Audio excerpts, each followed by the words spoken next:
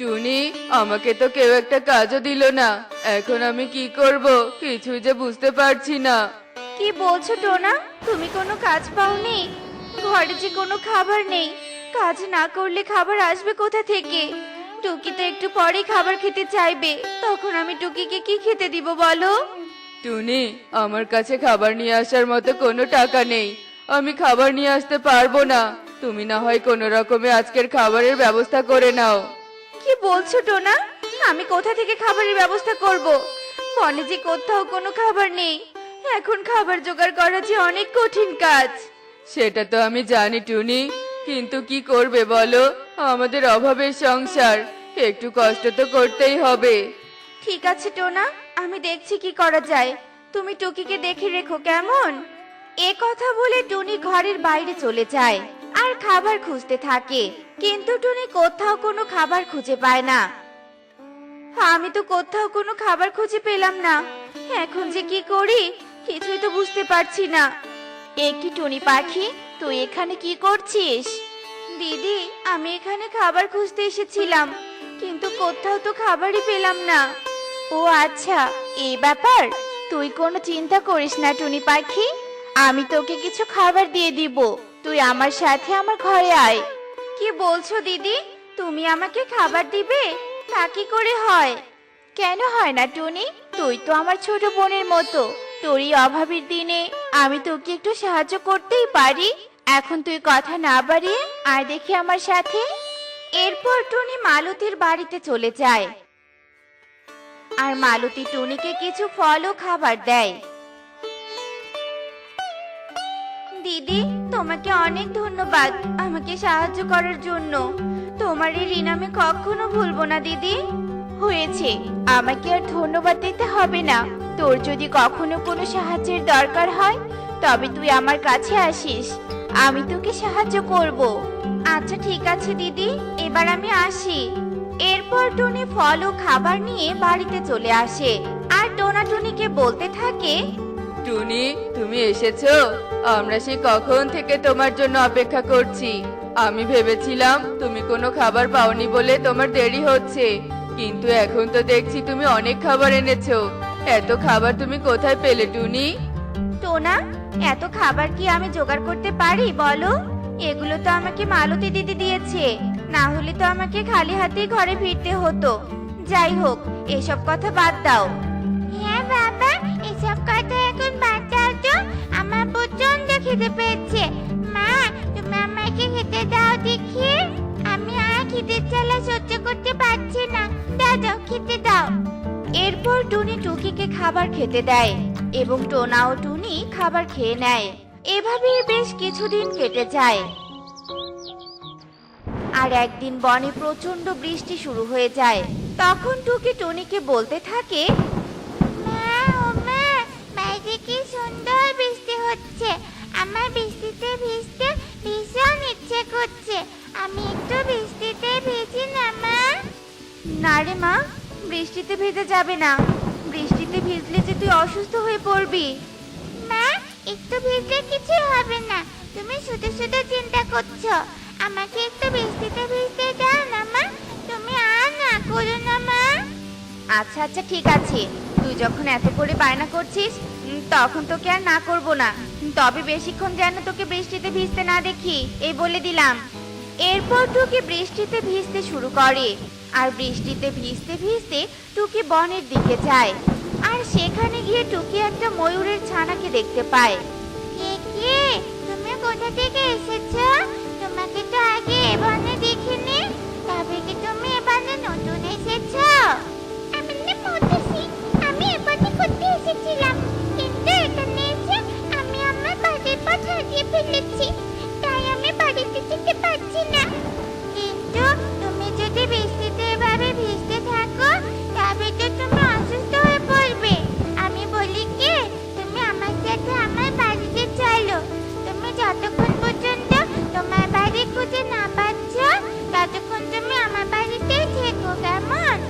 কি বলছো, আমি তোমার বাড়িতে থাকবো? হ্যাঁ, তুমি আমার বাড়িতে থাকবে। এরপর টুকি মৌটুসিকে তার বাড়িতে নিয়ে আসে। মা টুকি, তুই সাথে করে কাকে নিয়ে এসেছিস? মা, ওর নাম মৌটুসি। আমি ওকে বনে পেয়েছি। বনে পেয়েছিস মানে? আমাকে সবটা খুলে বল দেখি। এরপর টুকি টুনিকে সব কথা খুলে বলে। আর সব শুনে টুনি বলতে থাকে, মা মৌটুসি, তুমি কোনো চিন্তা করো না, আমি তোমাকে তোমার বাড়িতে পৌঁছে দিয়ে আসবো। সত্যি বলছো মাসি? তুমি আমাকে আমার বাড়িতে পৌঁছে দিয়ে আসবে? হ্যাঁ, আমি সত্যি বলছি। কিন্তু তুমি কি বলতে পারবে তুমি কোন বনে ছিলে, বা তোমার বাড়ি দেখতে কেমন ছিল? তুমি যদি বলতে পারো তবে তোমাকে যত তাড়াতাড়ি সম্ভব তোমার বাড়িতে পৌঁছে দিতে পারবো। মাসি, আমি কোন বনে থাকি তা তো বলতে পারবো না, তবে আমি পানিতে থাকা একটা সোনার বাড়িতে থাকি। ওই বাড়িতে আমার মা আমার সাথে থাকে। আচ্ছা ঠিক আছে, বৃষ্টি থেমে গেলে আমি তোমাকে তোমার মায়ের কাছে পৌঁছে দেওয়ার ব্যবস্থা করব। মা, তুমি মৌটুসিকে কিছু খেতে দাও, ও তো অনেকক্ষণ থেকে কিচ্ছু খায়নি। হ্যাঁ রে মা, আমি তোদের দুজনকে খাবার খেতে দিচ্ছি। এ কথা বলে টুনি টুকি ও মৌটুসির জন্য খাবার নিয়ে আসে আর মৌটুসিকে বলতে থাকে, মা মৌটুসি, আমি আজ ডাল ভাত রান্না করেছি, তুমি ডাল ভাত খেতে পারবে তো? আসলে আমরা গরিব পাখি, মাংস ভাত খাওয়ার সামর্থ্য আমাদের নেই। মাসি, আমি ডাল ভাত খেতে পারবো, আমার মাংস ভাত লাগবে না। তুমি যে আমাকে খেতে দিয়েছো এটাই তো অনেক মাসি। এ কথা বলে মৌটুসি খাবার খেতে শুরু করে। আর এভাবেই বেশ কিছুক্ষণ কেটে যায় আর বৃষ্টিও থেমে যায়। আর টুনি মৌটুসিকে নিয়ে পানিতে থাকা সোনার বাড়ি খুঁজতে বেরিয়ে পড়ে। আর অনেক খোঁজার পর টুনি পানিতে থাকা সোনার বাড়ি দেখতে পায়। মৌটুসি, দেখো তো পানিতে থাকা ওই সোনার বাড়িটা তোমাদের বাড়ি কিনা? হ্যাঁ মাসি, ওটাই আমার বাড়ি। আচ্ছা ঠিক আছে, চলো, আমি তোমাকে ওই সোনার বাড়িতে রেখে আসছি। আচ্ছা ঠিক আছে মাসি, চলো। এরপর টুনি মৌটুসিকে পানিতে থাকা সোনার বাড়িতে নিয়ে যায়। আর টুনি সোনার বাড়িতে প্রবেশ করে অবাক হয়ে যায়, কারণ সোনার বাড়ির ভিতরে সোনা দানা মণিমুক্ত দিয়ে একেবারে ভরা ছিল। তা দেখে টুনি বলতে থাকে, মৌটুসি, তুমি এই বাড়িতে থাকো? এই বাড়িতে তো সোনা দানা দিয়ে ভরা, তোমার তো কোনো কিছুর অভাব নেই দেখছি। হ্যাঁ মাসি, তুমি ঠিকই বলেছো, আমার কোনো কিছুর অভাব নেই। হ্যাঁ ঠিক আছে, এখন তো তুমি তোমার মায়ের কাছে পৌঁছে গেছো, এখন আমি আসি, তুমি ভালো থেকো। মা মৌটুসি, আমি তো তোদের কথা কিছু বুঝতে পারছি না। মা, আমি তোমাকে সবটা খুলে বলছি। এরপর মৌটুসি তার মা ময়ূরীকে সব কথা খুলে বলে। আর সব শুনে ময়ূরী বলতে থাকে, টুনিপন, তোমাকে অনেক ধন্যবাদ আমার মেয়েটাকে আমার কাছে ফিরিয়ে দেওয়ার জন্য। তোমার এই ঋণ আমি কখনো ভুলবো না। ঠিক আছে দিদি, আমাকে আর ধন্যবাদ দিতে হবে না, আমার দেরি হয়ে যাচ্ছে, আমাকে যে এবার ফিরতে হবে। টুনিপন, তুমি আমার এত বড় উপকার করলে, আর আমি তোমাকে খালি হাতে যেতে দেই কি করে বলো? দাঁড়াও, আমি তোমাকে কিছু স্বর্ণ মুদ্রা এনে দিচ্ছি। আমার কিছু লাগবে না দিদি, আমি তোমার মেয়েকে তোমার কাছে পৌঁছে দিতে পেরেছি, এতে আমি অনেক খুশি। সত্যি, তোমার মতো ভালো পাখি আমি আর কখনো দেখিনি। আমার বাড়িতে এত সোনার দানা মণিমুক্ত দিয়ে ভরা, কিন্তু তোমার এসবের প্রতি কোনো লোভ নেই।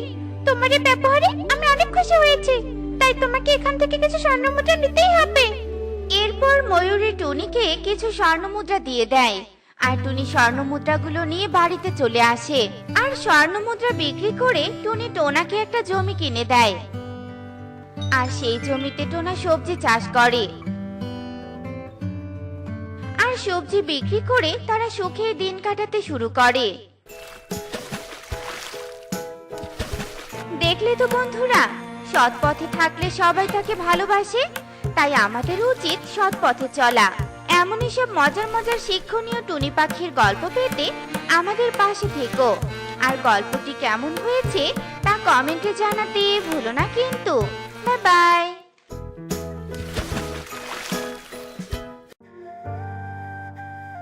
কাকুলি, এই কাকুলি, কোথায় তুমি? কোনো সারা শব্দ পাচ্ছি না কেন? কাকুলি, এই কাকুলি। কি ব্যাপার, কালু দাদা এভাবে চিৎকার করছে কেন? কাকুলি দিদি যে বাসায় নেই সেটা কি কালু দাদা জানে না? কাকুলি, এই কাকুলি, সকাল সকাল কোথায় চলে গেল আমার বউটা? কাকুলি দিদি তো বাপের বাড়ি চলে গেছে কালু দাদা, তুমি সে কথা জানো না নাকি? না তো, আমাকে তো কাকুলি কিচ্ছু বলেনি। আমি তো এতক্ষণ ঘুমাচ্ছিলাম। তোমাকে কিছু বলে গিয়েছে টুনি? বলেছে তো, কাকুলি দিদি বাপের বাড়ি যাওয়ার সময় আমাকে বলেছে তুমি নাকি কোনো কাজকর্ম করো না, সারা দিন শুধু বসে শুয়ে থাকো। তাই কাকুলি দিদি বাপের বাড়িতে চলে গেছে। আমাকে তো আবার এটাও বলেছে তুমি যতদিন কাজকর্ম করবে না ততদিন আর বাসায় ফিরে আসবে না। কি মুসিবত! তবে কাকুলি এবার পণ করে ফেলেছে, আমাকে দিয়ে কাজ করিয়েই ছাড়বে। কিন্তু এখন আমাকে কাজ কে দিবে? কে কাজ দিবে সেই চিন্তা না করে তুমি না হয় একবার পাখি প্রধানের কাছে যাও, তাতে যদি একটা সুবিধা হয়। তুমি আর দেরি করো না, বুঝলে? এটাই এখন একমাত্র পথ। তবে যাই দেখি প্রধান মশাইয়ের কাছে। যদিও বা সকালে ঘুম থেকে উঠে চা না খেলে আমার মাথা কাজ করে না। বদমাস বউ বাপের বাড়ি গিয়েছে ভালো কথা, আমার জন্য তো চা আর জলখাবার বানিয়ে রেখে যেতে পারতো। এভাবেই বকবক করতে করতে কালুকাক উড়াল দেয়। আর কাজের চিন্তা করতে করতে কালুকাক পাখি প্রধান ঈগলের কাছে যায়। সেখানে টোনাও উপস্থিত ছিল। আপনি তো শুনলেন সবটা প্রধান মশাই, আপনি একটা ব্যবস্থা করুন, নয়তো একদিন আমরা সবাই বিপদে পড়বো। ঠিক আছে টোনা, আমি দেখি কি করা যায়। তবে তুই আমাকে খবরটা দিয়ে বড্ড উপকার করলি। শুধু আপনার জন্য নয় প্রধান মশাই, বনের সব পাখিদের মঙ্গলের কথা চিন্তা করে আমি আপনার কাছে এসেছি। আপনি জলদি একটা ব্যবস্থা করুন। আমি বরং আজ আসি, কেমন? চারদিকে শুধু বিপদ আর বিপদ। কালু, তুই আবার কি খবর নিয়ে এলি শুনি? আমি আমার দুঃখের খবর নিয়ে এলাম প্রধান মশাই। আমার যে একটা কাজ ভীষণ দরকার। কাজের সন্ধানে এসেছিস, ভালোই হলো। তোকে তবে একটা কাজ আমি দিতেই পারবো। শোন কালু, বনে নাকি কিছু চোর রাতের অন্ধকারে গাছ কেটে পাচার করছে। এভাবে যদি গাছ কাটা হয় তবে এই বন তো গাছ শূন্য হয়ে পড়বে, আর আমরা সবাই বিপদে পড়বো। তাই তুই বরং রাতে বন পাহারা দেওয়ার দায়িত্ব নে। রোজ রাতে তুই বন পাহারা দিবি, তার বিনিময়ে আমি তোকে মাসে ৩,০০০ টাকা দিব। দুবেলা খাবার আর থাকার জন্য নতুন একটা ঘরও দিব। তাই নাকি? তবে তো মন্দ হয় না। আমি বন পাহারা দেওয়ার কাজ করব প্রধান মশাই। যাক, তুই আমাকে চিন্তা মুক্ত করলি। তবে শোন, তুই কিন্তু ভালোভাবে বন পাহারা দিবি, কেউ যেন কোনোভাবে একটা গাছের ডালও কাটতে না পারে। আর শোন, তাতে যদি সিপাহীদের সাহায্য লাগে তবে তুই বলিস আমাকে। ঠিক আছে প্রধান মশাই, তবে আজ রাত থেকে আমি কাজে লেগে পড়বো। এ কথা বলে কালুকাক খুশি মনে চলে যায় আর মনের আনন্দে উঠতে উঠতে শ্বশুর বাড়িতে যায়। আর কাকুলিকে কাজ পাওয়ার ব্যাপারে সবটা খুলে বলে। কি সত্যি বলছো তুমি? তুমি সত্যি কাজ পেয়েছো? শোনো, তবে কিন্তু একদম আলসেমি করবে না। না না বউ, একটু আলসেমি করব না। আলসেমি করলে কি আর প্রধান মশাইয়ের কাছে গিয়ে কাজ খুঁজে নেই? এখন আর অভিমান করে থেকো না বউ। চলো, আজ তোমাকে আমি নতুন বাড়িতে নিয়ে যাব। আর পুরাতন বাড়িতে থাকতে হবে না, প্রধান মশাইয়ের দেয়া নতুন বাড়িতে উঠবো। কালুর কথা শুনে কাকুলি কাক খুব খুশি হয় আর কালুর সাথে ফিরে যায়। কালু কাকুলিকে নিয়ে তাদের নতুন বাসায় যায়।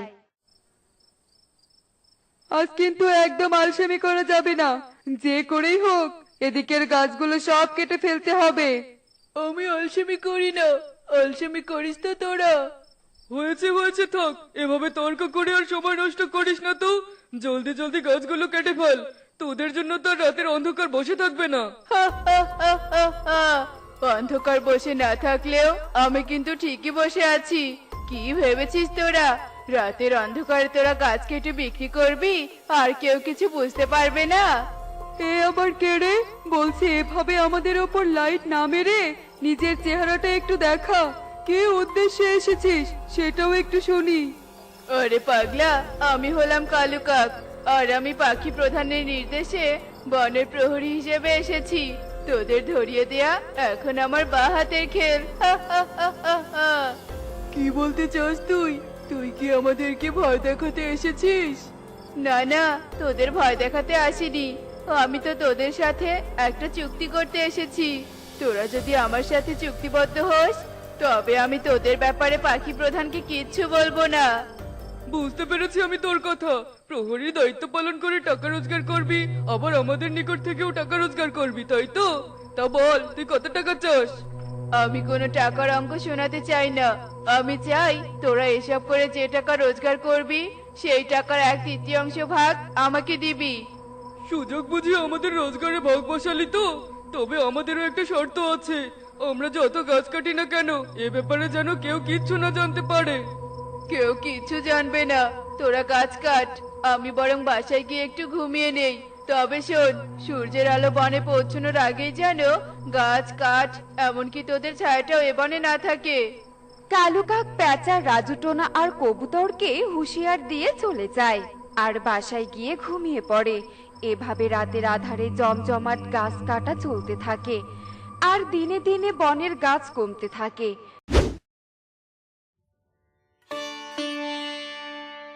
আহ, কি গরম! এই বনে এত গরম কেন? এ বনে তো গাছের পরিমাণও খুব কম। সাধারণত বনে তো গাছ এত কম থাকে না। এই বনে আসলে হয়েছেটা কি? আমাকে তো দেখতেই হচ্ছে ব্যাপারটা। আরে পরে তুমি হঠাৎ এ বনে?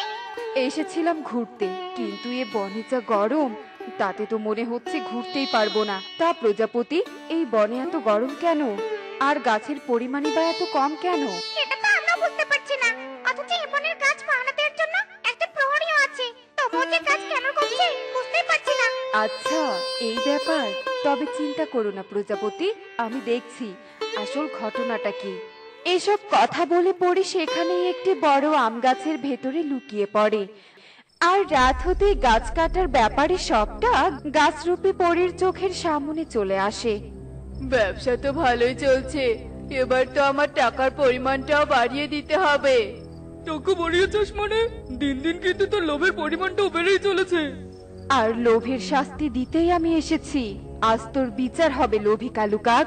এ কি, আম গাছ কথা বলছে? আবার আমার বিচার করবে? আম গাছের বিচার খুবই হাস্যকর।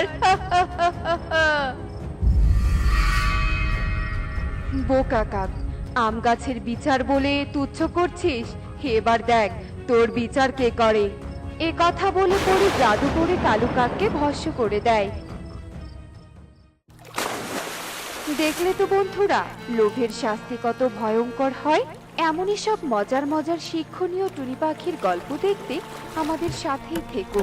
আর গল্পগুলো কেমন হয়েছে তা কমেন্টে জানাতে ভুলো না কিন্তু। Bye bye.